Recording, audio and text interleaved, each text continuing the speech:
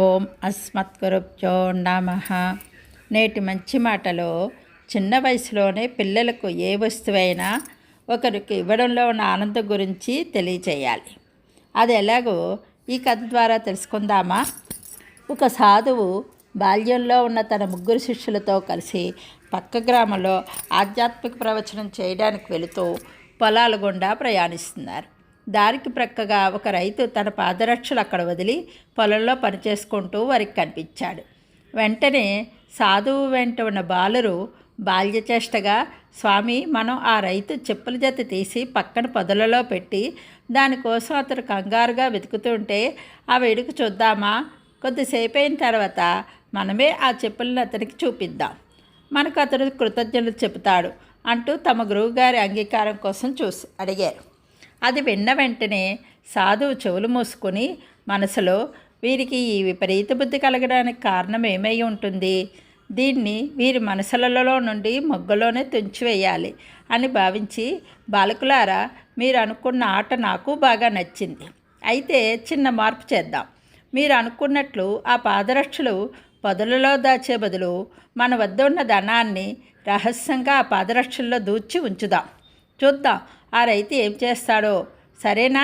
నాకైతే ఈ ఆట భలేగా అనిపిస్తుంది అని వారిని తన ప్రయత్నానికి ఇష్టపూర్వకంగా సుముఖులను గావించి వారి వద్ద ఉన్న మొత్తానికి తన వద్ద ఉన్నది కూడా కలిపి ఆ రైతు 2 పాదరక్షల్లో ఉంచమని బాలురకు చెప్పాడు.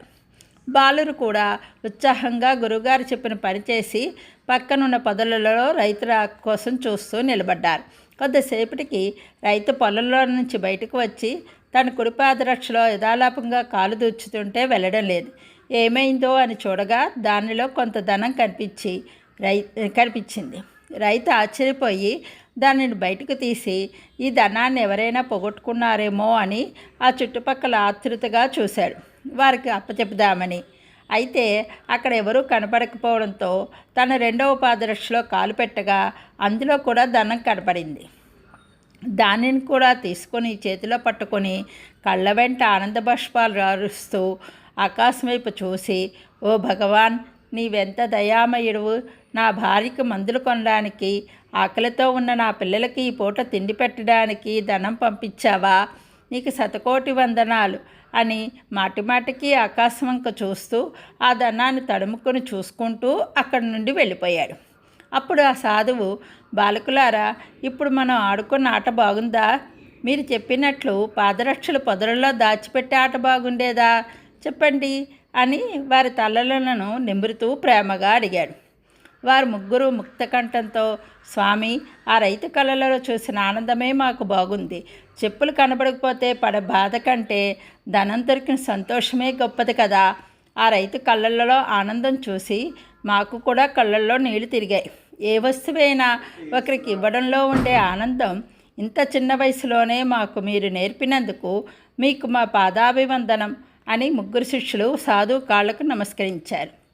వారి మనసులలో బలమైన మంచి విత్తనం నాటినందుకు గురువుగారు కూడా ఎంతో తృప్తి చెందారు. భగవంతుడు ఇదంతా గమనించాడా అన్నట్లు వారు వెళ్ళిన ఊరిలో గురువుగారికి శిష్యులకు ఘనమైన స్వాగతం లభించి ప్రవచనానంతరము సాదర సత్కారాలతో ఇబ్బడి ముబ్బడి ధనంతో ఆ గ్రామ ప్రజలు గురు శిష్యులను ఆదరించారు. దీని ద్వారా మనం తెలుసుకోవాల్సింది ఏమిటంటే, ఒకరికి ఇవ్వడానికి, దానం చేయడానికి సిద్ధం ఉన్నవాడికే అన్నీ లభిస్తాయి. కనుక అర్పించేది నీది, దాచుకున్నది నీది కాదు, తర్వాత ఎవరిదో అవుతుంది. ఇలాంటి కథలు వింటే స్వార్థరాహిత్యము, త్యాగనిరతి ఏర్పడి నీతి నిజాయితీ అభివృద్ధి చెందుతాయి. పిల్లలలో పవిత్రమైన సంస్కారాలు వస్తాయి. జై గోవిందా.